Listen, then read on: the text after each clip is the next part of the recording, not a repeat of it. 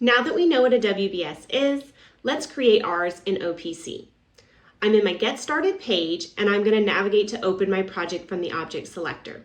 So at the top of my screen, I'll select my object selector and my project tab, where I'll see my project at the top of my object selector list because I marked it as my favorite.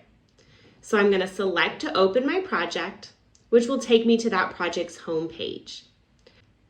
Our goal is to create the WBS, and we're going to do that from our WBS page. So I'm going to go to my main menu, and my WBS page is within my Schedule app. So I'll click to expand my Schedule app, and then I'll select WBS. Once I'm in my WBS page, the root node of my WBS, which is my overall project, is already created. That's created when the project is created. I'm going to come up to my toolbar and I'm going to click Add. My first WBS is going to be for design and engineering. My first column asks for my WBS code.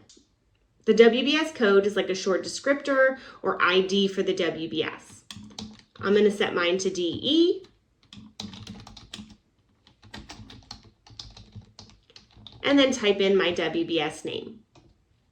You'll notice that my WBS element has been added as a child to the WBS I was selected on when I clicked Add. I'm going to continue creating my WBS hierarchy.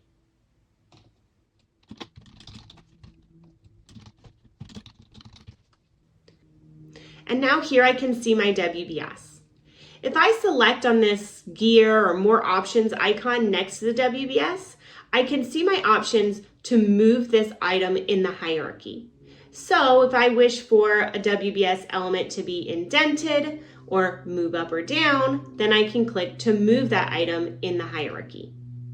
My options for where I move it in the hierarchy is based on its current location in that hierarchy.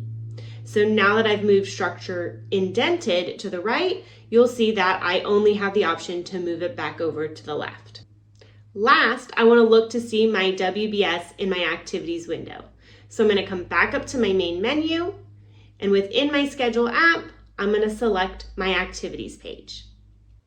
Now here in my activities page, I can see that WBS ready for me to insert our activities, which is going to be our next step.